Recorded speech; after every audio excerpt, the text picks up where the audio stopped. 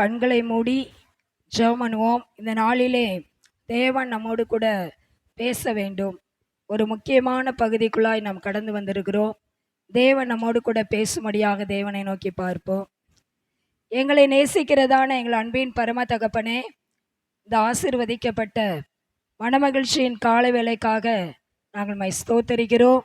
இப்பொழுதும் தேவரீர் எங்களோடு கூட பேசும்படியாக முகத்தை நோக்கி பார்க்கிறோம். பலவித ஏக்கங்களோடு எதிர்பார்ப்புகளோடு மது திரு சமூகத்திற்கு வந்திருக்கிறோம். அது ஜனங்களோடு நீங்கள் இடைப்பட்டு பேசுவீராகப்பா.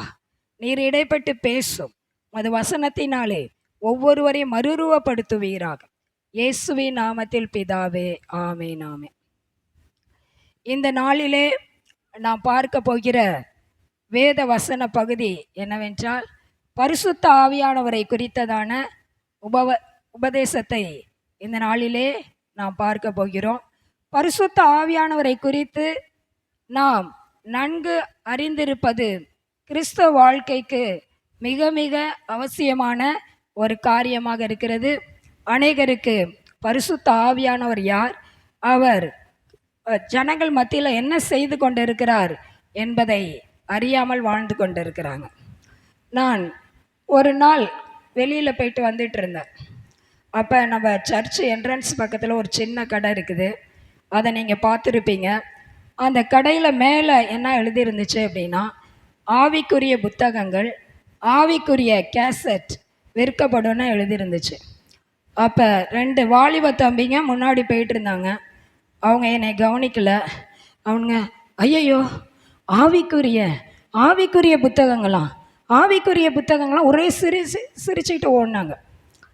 என்ன நினச்சாங்கன்னா, அவங்களுக்கு பரிசுத்த ஆவினா என்னன்னு தெரியாது.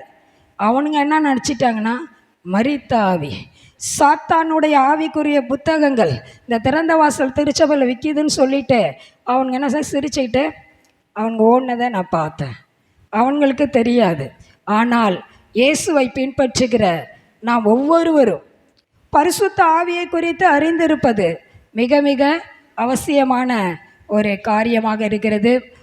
நாம் இந்த பூமியில் ஒரு வெற்றியுள்ள ஒரு கிறிஸ்துவ வாழ்க்கை வாழவும், இறுதியிலே பரலோக ராஜ்யத்தின் மேன்மை அடையவும் பரிசுத்த ஆவியானுடைய வழி நடத்துதல் மிக மிக அவசியம். அல்லேலூயா. இந்த பரிசுத்த ஆவியானவர் என்பவர் யார்? பிதாவை நமக்கு தெரியும், அவர் ஒரு தேவன். ஆண்டவராகிய இயேசு கிறிஸ்துவை நமக்கு தெரியும், அவர் ஒரு தேவன். பரிசுத்த ஆவியானவரும் ஒரு தேவன். அல்லேலூயா. பிதாவாகிய தேவன் வணக்கத்திற்கும் ஆராதனைக்கும் உரியவர். ஆண்டவராகிய இயேசு கிறிஸ்துவும் வணக்கத்திற்கும் ஆராதனைக்கும் உரியவர். பரிசுத்த ஆவியானவரும் வணக்கத்திற்கும் ஆராதனைக்கும் உரியவர். அல்லேலூயா. இந்த 3 பேரும் தனித்தனி நபராக தான் இருக்கிறார்கள், ஆனால் ஒன்றாய் செயல்படுகிறார்கள். 3 பேரும் தனித்தனி நபர்களாக இருந்தாலும் 3 பேரும் இணைந்தே செயல்படுகிறார்கள். இதுதான் தேவத்துவத்தின் மகத்துவம் என்று வேதம் நமக்கு கற்பித்து கொடுக்கிறது. எனவே இந்த பரிசுத்த ஆவியானவரை நாம் என்ன செய்யணும்? பெற்றுக்கொள்ள வேண்டும். பழைய ஏற்பாட்டு நாட்களில் பார்த்தீங்கன்னா, பரிசுத்த ஆவியானவர் இறங்கி வருவார். ஒரு மனுஷன் மீது, தீர்க்கதரிசி மீது, ஊழியக்காரர்கள் மீது இறங்கி வருவார். அப்பொழுது செய்ய வேண்டிய தேவ திட்டத்தை நிறைவேற்றிவிட்டு அவர் மீண்டும் போயிடுவார். ஆனால் புதிய ஏற்பாட்டு காலத்தில் வாழ்ந்து கொண்டிருக்கிற நமக்கு பரிசுத்த ஆவியானவர் நிரந்தரமாய் கொடுக்கப்பட்டிருக்கிறார். கரங்களை தட்டி நாம் தேவனுக்கு நன்றி செலுத்தும். அவர் நமக்கு நிரந்தரமாய் அவர் கொடுக்கப்பட்டிருக்கிறார். அவர் எப்பொழுது நிரந்தரமாய் இந்த பூமியில் வந்து தங்கினார் என்று சொல்லி பார்க்கும்போது, ஆண்டவர் மரித்தார், பூமிக்கு வந்து பாவங்களுக்காக மரித்தார். 3ஆம் நாள் அவர் உயிரோடு எழுந்தார். எழுந்த உடனே பரலோகத்துக்கு அவர் போகவே இல்லை, பரலோகத்துக்கு போகல. அவர் என்ன செய்தார் என்றால், 40 நாள் இந்த பூமியில் சீஷர்களுக்கு அநேக இடங்களில், அநேக சூழ்நிலைகளில் தரிசனமானார். தான் உயிரோடு எழுந்து விட்டதை திருஷ்டாந்தப்படுத்தத்தக்கதாக ஆண்டவராகிய இயேசு கிறிஸ்து சீஷர்களுக்கு 40 நாள் தங்கி தரிசனமானார். அல்லேலூயா. தரிசனமாகி அவர் என்ன சொல்கிறாரு, இவங்களுக்கெல்லாம் ஒரே கவலையாக இருக்க, திரும்பி போக போகிறீங்களா? செத்தீங்க, அப்பயும் நாங்கள் ரொம்ப வேதனைப்பட்டோம், கவலைப்பட்டோம், இனி என்ன செய்வோம் என்று சொல்லி இப்போ திரும்பி 40 நாள் வந்து எங்களுக்கு தரிசனமானீங்க, பலப்படுத்தினீங்க, ஆலோசனைகளை கொடுத்தீங்களப்பா. நீங்கள் திரும்பி என்ன செய்ய போகிறீங்க? போக போகிறீங்களா? எங்களுக்கு ரொம்ப துக்கமாக இருக்குது, கவலையாக இருக்குது அப்படின்னு சொல்லும் போது தான் ஆண்டவர் சொல்கிறார். யோவான் 14:18 நான் வாசிப்போம். யோவான் 14:18. நான் உங்களை திக்கற்றவர்களாக விடேன், உங்களிடத்தில் வருவேன். இங்கே சொல்கிறாரு, நான் உங்களை திக்கற்றவர்களாய் விடேன்னு சொல்கிறாரு. அடுத்துல அதிலே 16 வாசிங்களேன். 16. நான் பிதாவை வேண்டிக் கொள்ளுவேன், அப்பொழுது என்றென்றைக்கும் உங்களோடு இருக்கும்படிக்கு சத்திய ஆவியாகிய வேறொரு தேற்றரவாளனை அவர் உங்களுக்கு தந்தருள்வார். எப்பா, நான் உங்களை திக்கற்றவர்களாய் விடுகிற தேவன் அல்ல. நான் உங்களை திக்கற்றவர்களாய் விடுகிற தேவனை இல்லை. நாம் ஆராதிக்கிற தேவன் திக்கற்றவர்களின் தேவன். அல்லேலூயா. திக்கற்றவர்களுடைய ஜபத்தை அலட்சியம் பண்ணாத தேவன். அல்லேலூயா. உலகத்தில் மனுஷர்களை பார்க்கிறோம் இல்லையா? எவ்வளோ பேர் பிள்ளைகளை பெற்றோர் திக்கற்றவர்களாய் விட்டுட்டு போகிறாங்க, பிள்ளைகள் பெற்றோரை திக்கற்றவர்களாய் விட்டுட்டு போகிறாங்க. நம்ம சர்ச்சுக்கு பக்கத்தில் ஒரு குடும்பம் இருந்துச்சு, 2 சின்ன பிள்ளைங்க, தாய் தகப்பன். அந்த சின்ன பிள்ளைங்க, பெண் பிள்ளைங்க அப்பாட்ட சொல்லிச்சு, அப்பா எங்களுக்கு புரோட்டா வேணும், நாங்கள் சாப்பிடணும்னு ஆசையாக இருக்கோம், இரவு 8 மணிக்கு. உடனே இவர் புரோட்டா வாங்க போனார். பிள்ளைங்க காத்துக்கிட்டே இருந்தாங்க, எப்போ புரோட்டா வரும், எப்போ புரோட்டா வரும்னு மிகவும் ஆவலாய் காத்துட்டு இருந்தாங்க. புரோட்டா வாங்க போன மனுஷன் பணமாக வந்தார். போன இடத்துல அவருக்கு ஆக்சிடெண்ட் ஆணுச்சு. அந்த பிள்ளைகள் கதறி எழுதிச்சு பாருங்க. இப்படியா எத்தனையோ தாய் தகப்பன்மார்கள் பிள்ளைகளை திக்கற்றவர்களை விடுகிறார்கள். ஆனால் நாம் ஆராதிக்கிற ஆண்டவராகிய இயேசு கிறிஸ்து நம்மை திக்கற்றவர்களாய் விடுகிற தேவனே இல்லை. அவர் முடிவு பரியந்த நம்மோடு கூட இருந்து அவர் நம்மை நடத்துகிற ஒரு தேவனாக இருக்கிறார். இவர் சொல்கிறாரு, எப்பா நான் திக்கற்றவராய் விட மாட்டேன், நான் போவேன் மேலே, எங்கள் அப்பாட்ட நான் வேண்டிக் கொள்வேன், அப்பொழுது உங்களோடு கூட என்றென்றைக்கு இருக்கும்படியாக சத்திய ஆவியாகிய வேறொரு தேற்றரவாளனை அவர் உங்களுக்கு கொடுப்பார் என்று சொன்னார். அல்லேலூயா. பரிசுத்த ஆவி அனுப்புவான்ப்பா. அவர் என்றென்றைக்கு உங்களோடு கூட இருந்து, நீங்கள் ஜீவன் உள்ள நாளெல்லாம் உங்களோடு கூட இருந்து உங்கள் மூல கிரியை செய்வார், உங்களை பலப்படுத்துவார், உங்களுக்கு துணையாக இருப்பார் என்று சொன்னார். அல்லேலூயா. அதோடு மாத்திரமில்லை, என்ன தெரியுமா சொன்னார்? அப்போஸ்தலர் 1:4 எடுத்து நீங்கள் வாசிங்க. அப்போஸ்தலர் 1:4. அன்றியும் அவர் அவர்களோடு கூடி வந்திருக்கும் போது அவர்களை நோக்கி, யோவான் ஜலத்தினாலே ஞானசானம் கொடுத்தான், நீங்கள் சில நாளுக்குள்ளே பரிசுத்த ஆவியினாலே ஞானசானம் பெறுவீர்கள். இங்கே சொல்கிறாரு, எப்பா நான் நீங்கள் போய் என்ன செய்யுங்க, காத்திருங்க. இப்போ நான் மேலே போகிறது உண்மைதான், நான் பரத்துக்கு போகிறது உண்மை, உங்களை திக்கற்றவர்களாக விட மாட்டேன், நான் போய் பரிசுத்த ஆவி அனுப்புவேன், நீங்கள் காத்திருக்கணும். அவர் வரும்போது என்ன நடக்கணும், நீங்களாம் காத்திருக்கும் போது என்ன நடக்குன்னா, உங்களை பரிசுத்த ஆவியினாலே ஞானஸ்தானம் கொடுப்பேன். இந்த ஞானஸ்தானத்தை கேட்டிருக்கிறீங்களா? பரிசுத்த ஆவியினாலே ஞானஸ்தானம். நமக்கு தெரிந்தது பாஸ்டர் என்ன கொடுத்தாரு, தண்ணீரில் மூழ்கி ஒரு ஞானஸ்தானம் கொடுத்தாரு, அதுதான் தெரியும். பரிசுத்த ஆவி ஞானஸ்தானத்தை பற்றி அறியவில்லை. நம்மள நீங்கள் எத்தனை பேர் பரிசுத்த ஆவியில் ஞானஸ்தானம் பெற்றிருக்கிறீங்க? ஒருத்தவங்க தான் கை தூக்குறாங்க. பரிசுத்த ஆவினால ஞானஸ்தானம் அப்படின்னா ஒன்றுமே கிடையாது.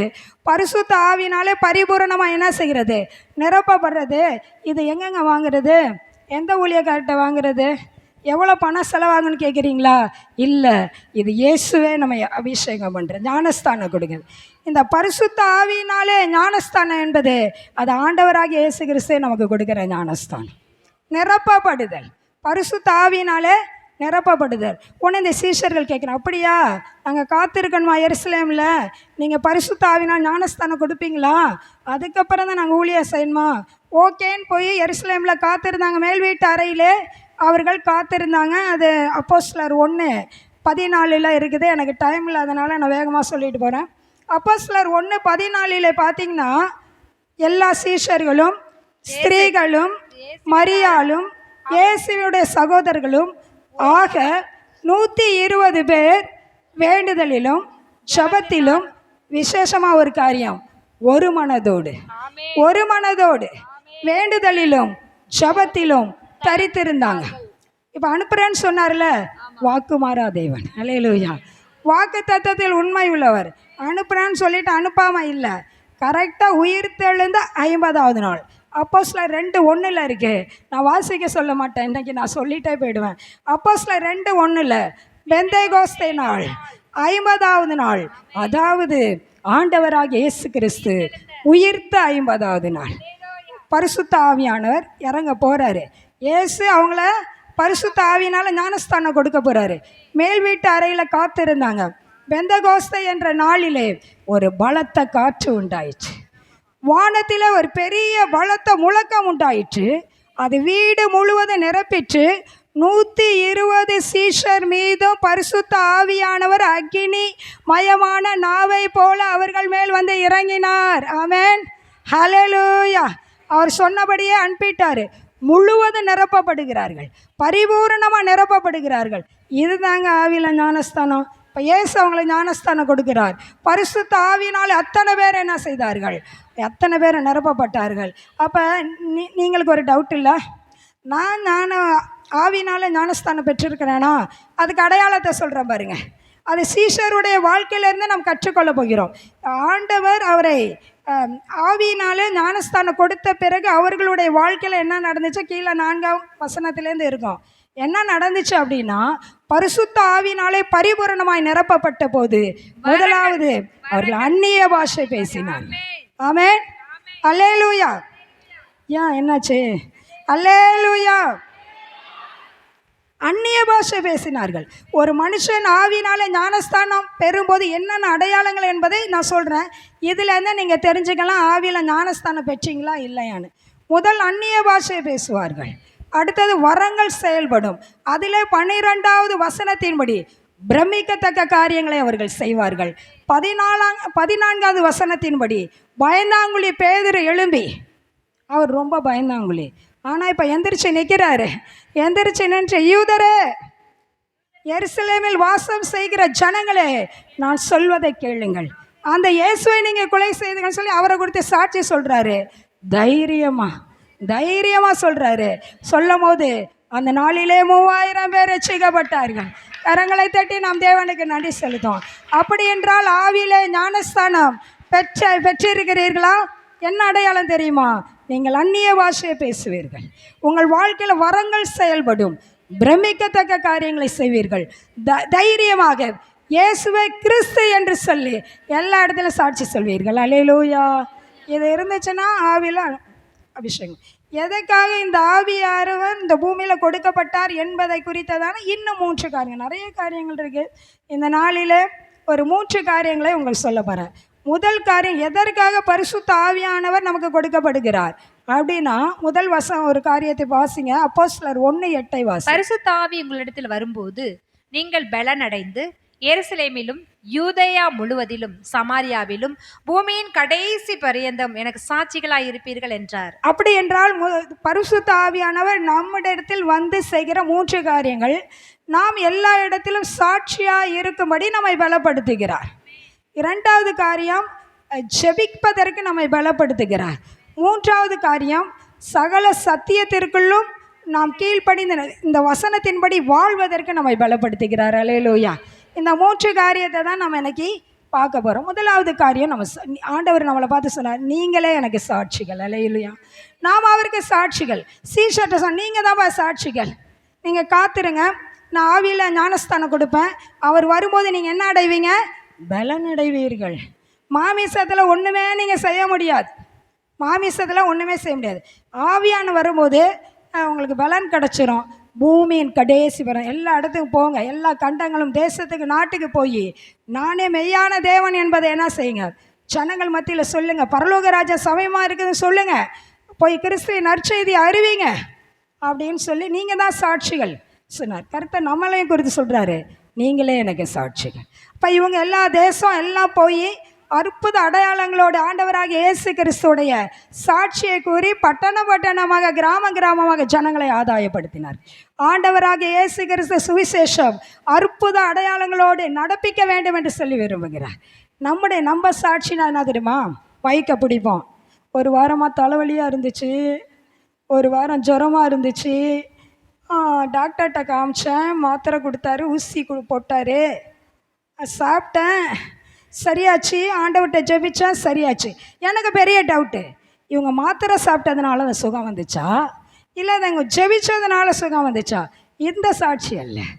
எதுக்காகன்னு சொல்கிறேன். எதுக்காக சாட்சின்னு சொன்னார்? ஆண்டவர் ஏன் பிறந்தார்? அவர் எதற்காக பிறந்தார்? எதற்காக மரித்தார்? கல்வாரியில் அவர் சிந்தின இரத்தத்தின் வல்லமையினால் நமக்கு என்ன நன்மை உண்டாயிருக்கிறது? அவர் மீண்டும் உயிர்த்தார். இப்பொழுது பரலோகத்தில் இருக்கிறார். அங்கிருந்து நம்மை கண்காணித்து கொண்டு இருக்கிறார், நடத்தி கொண்டு இருக்கிறார். அவர் மீண்டும் வரப்போகிறார்.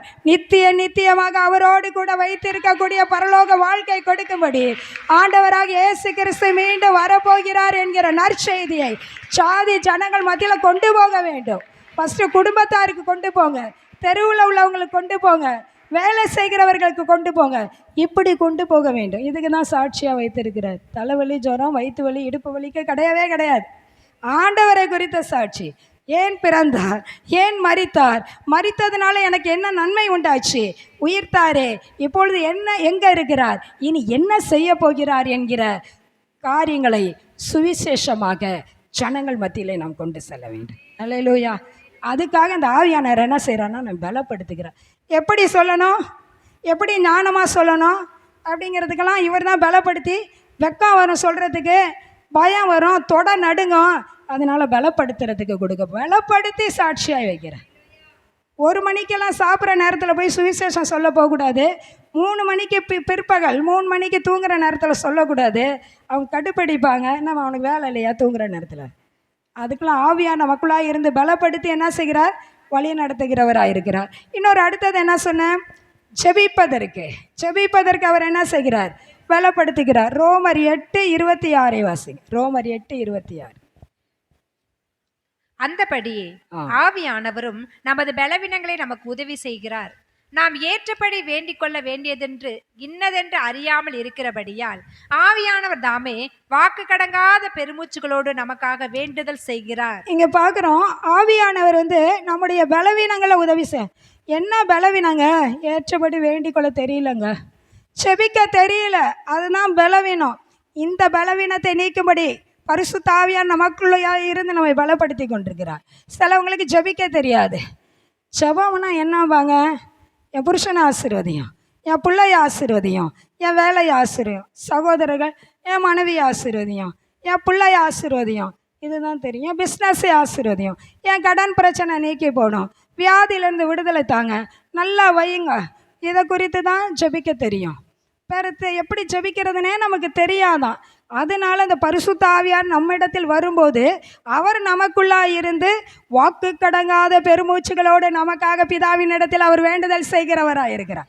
அவர் ஜெபிக்கிறார். ஐயோ, இதுங்களுக்கு ஜெபிக்க தெரியலையே, எப்படியெல்லாம் குடும்பத்தை சுயநலமாக இருக்குது, போட்டிக்காக, பெருமைக்காக, பொறாமைக்காக ஜெபித்து கொண்டிருக்காங்களே, இந்த ஜெபம் பரலோகத்துக்கு போகாது, இவங்க ஜெபிக்கிறது வீணாவாய் போயிடுமேன்னு சொல்லி நம்ம ஜெபங்களெல்லாம் அப்படியே சீர்படுத்தி, சிறப்படுத்தி, ஒழுங்குபடுத்தி அப்படி மேலே தள்ளி விடுகிறார். அல்லேலூயா. இந்த ஜெபங்கள்லாம் பரலோகத்தின் சிங்காசனத்தை எட்டும். அங்கேருந்து நன்மையான ஈவுகள் நம்முடைய வாழ்க்கையில் வந்து கொண்டு இருக்கிறது. அல்லேலூயா. அவர் ஒழுங்குபடுத்தி அன்பாட்டினா நம்முடைய ஜெபமானது ஆஸ்பெஸ்டாக்கே போவாது. ஒழுங்குபடுத்தி என்ன செய்கிறார்?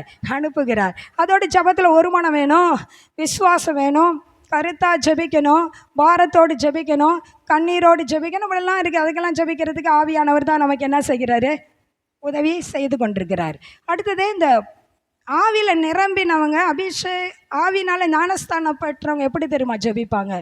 வல்லமையோடும் அதிகாரத்தோடு ஜெபிப்பாங்க. அவங்க ஜெபிக்கும் போது அந்த ஜெபத்தில் ஒரு வல்லமை தெரியும், ஒரு அதிகாரத்தோடு ஜெபிப்பாங்க. இன்னும் ஆவியானவர் ஜெபிக்கும் போது எப்படி உதவி செய்கிறார்னா, நாம் ஜெபிக்கும் போது ஜெபிக்க தூண்டுவார். என்ன செய்வார்? தூண்டுவார். ஒரு 10 நிமிஷம் ஜெபிக்கலான்னு வருவோம். வந்தவுடனே ஜெபிச்சுட்டே இருப்போம். மாமிசத்தில் வந்துட்டோன்னா ஜெபிச்சுட்டே இருப்போம். எப்படியாவது ஒரு 1/2 மணி நேரம் ஜெபிப்போன்னு வருவோம். வந்து ஜெபிச்சுட்டே இருக்கும்போது தொலைய சொறிவோம். ஒரு சத்தம் கேட்கும், அப்படி திரும்பி பார்ப்போம். கொலுசு சத்தம் கேட்கும், திரும்பி பார்ப்போம். அப்புறம் ஆன்னு ஒரு கொட்டாயை விடுவோம். அப்புறம் இப்படி பார்ப்போம், இந்த அப்படி பார்ப்போம்.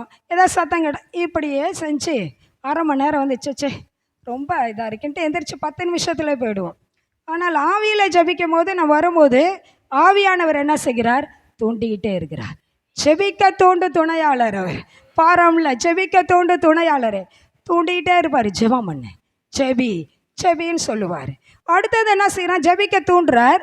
அப்புறம் ஜெபத்தில் என்ன செய்வாராம்? வழி நடத்துவார். வழி நடத்துவார். அம்மா நீங்கள் ஆராதனைக்காக கொஞ்சம் ஜெபம் பண்ணுங்க அப்படின்னா, இயேசுவே எங்கள் பாஸ்டர் குடும்பத்தை ஆசீர்வதியும், ஜோனை ஆசீர்வதியும், சிஸ்டருக்கு நல்ல ஞானத்தை தாரும் அப்படி ஜெபிப்பாங்க. எதுக்கு ஜெபிக்கிறதுக்கு?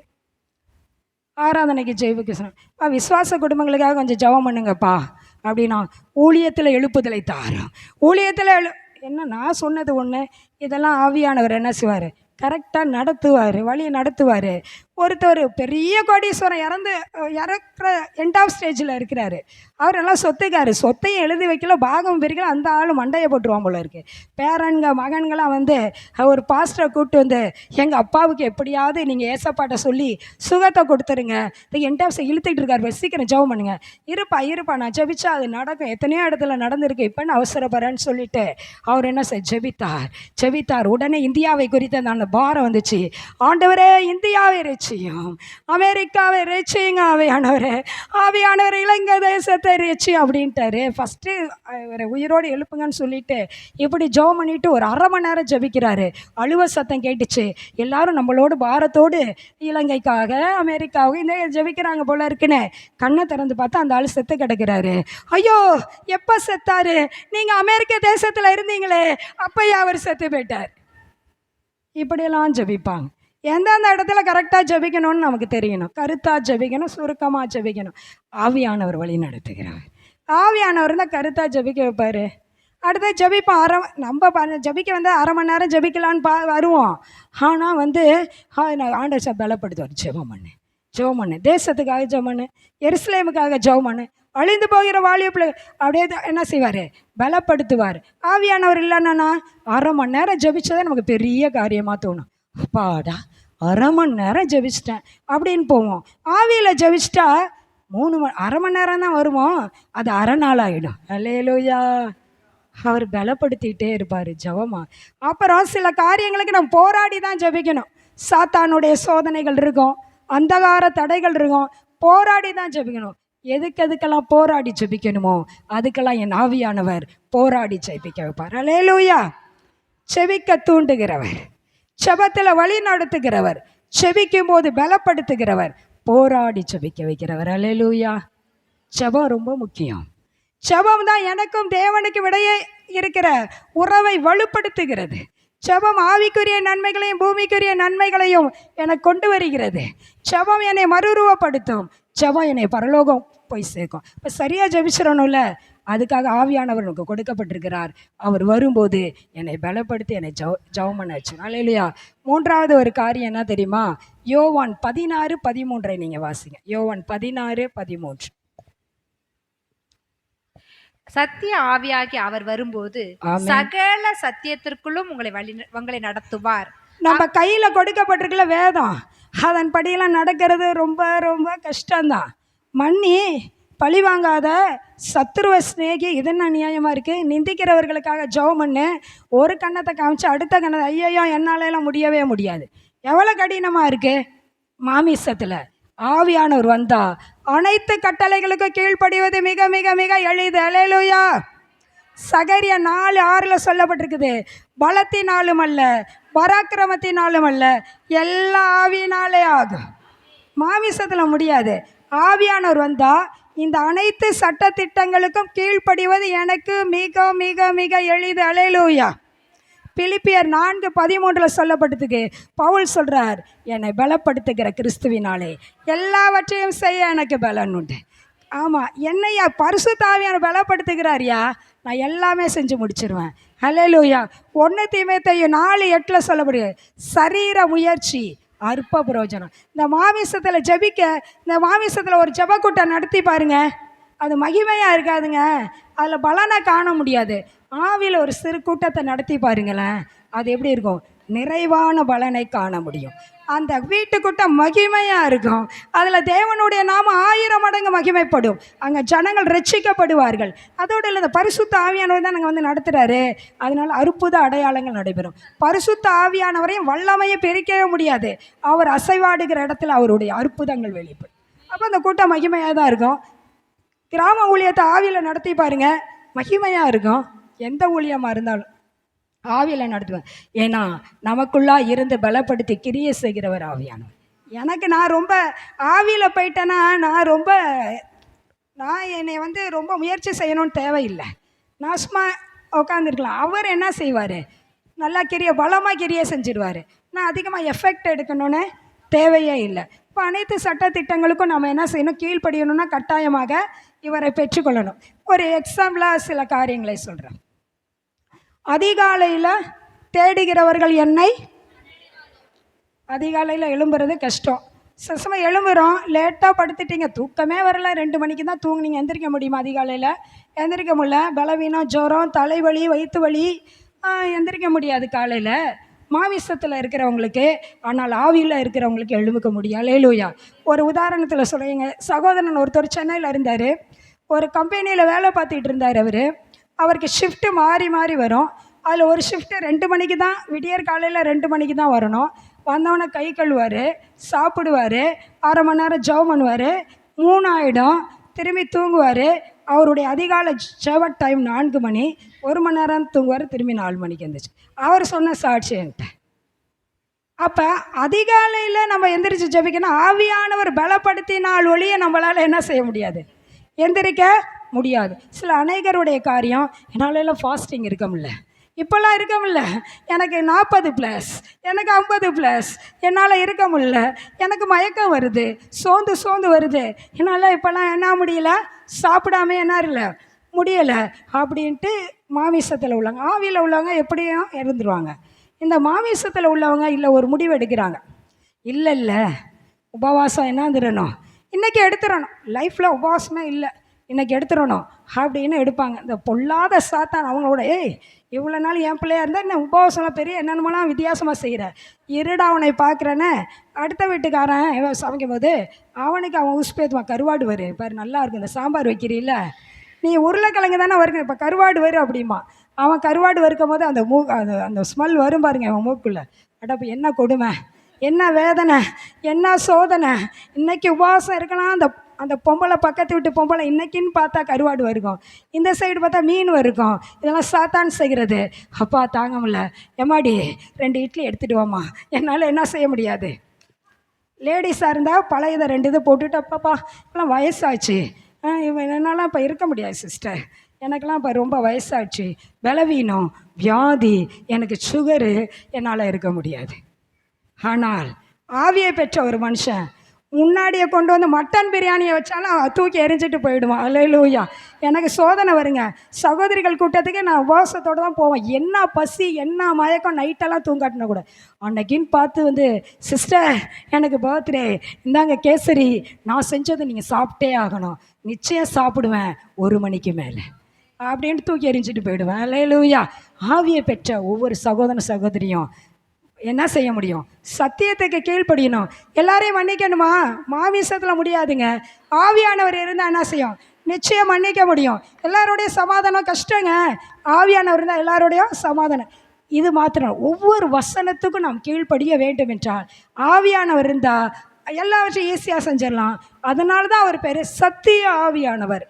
சகல சத்தியத்திற்குள்ளும் நம்மை வழி நடத்துகிற ஆவியானவர், எல்லா சட்ட திட்டத்தின்படி நம்மை வழி நடத்துகிற ஆவியானவர் என்று சொல்லப்பட்டிருக்கு. இப்போ நீங்கள் இன்றைக்கி கற்றுக்கிட்டீங்க, ஆவியானலாம் ஞானஸ்தானம் பெற்றுக்கணும். ஞானஸ்தானம் பெற்றுக்கிறதுக்கு என்ன தெரியுமா செய்யணும், கூடி ஒரு மனமாக ஜெபம் பண்ணுங்க, இல்லைன்னா எருசலேமிய சபையில் காத்துருங்க. ஆவியில் ஞானஸ்தானம்னு நிரப்பப்படுதல் பெற்றுக்கொண்டீங்கன்னா அவர் நமக்குள்ளாய் வந்து நம்மை பலப்படுத்தி எல்லா இடத்திலும் என்ன செய்வார், சாட்சியாய் நிறுத்துவார். அடுத்தது ஜெபிப்பதற்கு, ஜெபம் நம்மளுக்கு வந்து ரொம்ப ஜீவன் இல்லையா, ஜெபிக்கணும் இல்லை, அதான நம்ம மறுரூபப்படுத்தி மகிமைக்குள்ளாய் கொண்டு போது சரியாய் ஜெபிப்பதற்கு நம்மை பலப்படுத்துவார். 3, எல்லா சட்டத்திட்டங்களின்படி வாழ்ந்தால் தான் நம்ம அங்கே போவோம். இந்த சட்டத்திட்டங்களின் படியெல்லாம் வாழும்போது தான் நான் மகிமையின் மேல் மகிமை அடைகிற நிலைமைக்குள்ளாய் தள்ளப்படுகிறேன். ஒரு மனுஷன் எப்போ மகிமை அடைவானோ இந்த சட்டத்திட்டங்களின் படியெல்லாம் வாழணும், வாழ்ந்தால் அவன் மகிமை என்ற நிலைமை அடைவான். மகிமை நிறைந்த நிலைமை அடைந்தாதான் ஆண்டவராக இயேசு கிறிஸ்து வரும்போது நம்மை மறுரூபப்படுத்தி மகிமையின் ராஜ்யத்திற்குள்ளாய் கொண்டு செல்வார். அப்போ இதன்படியெல்லாம் வாழ்வதற்கு அவர் பலப்படுத்தணும். இந்த 3 காரியங்களை அவர் நமக்கு செய்கிறார். சாட்சியாய் வாழ சாட்சி சொல்ல பலப்படுத்துகிறார், செபிக்க அவர் நம்மை பலப்படுத்துகிறார். அடுத்தது வசனத்தின் படியெல்லாம், ஒரு சில வசனங்களில் வசனத்தின் படியெல்லாம் வாழ ஆவியானவர் என்னை பலப்படுத்தி சாட்சியாய் நிறுத்தி செபிக்க வைத்து வேத வசனத்துக்கு கீழ்ப்படிய செய்து அப்படியே நித்திய ராஜ்யத்திற்குள்ளாய் தேவ ஆவியானவர் என்னை கொண்டு சென்று விடுவார். எனவே இதெல்லாம் நீங்கள் நினைவில் வைத்து பரிசுத்த ஆவியை சீக்கிரத்தில் பெற்றுக்கொள்ளுங்கள். கர்த்தர் உங்களை ஆசீர்வதிப்பாராக.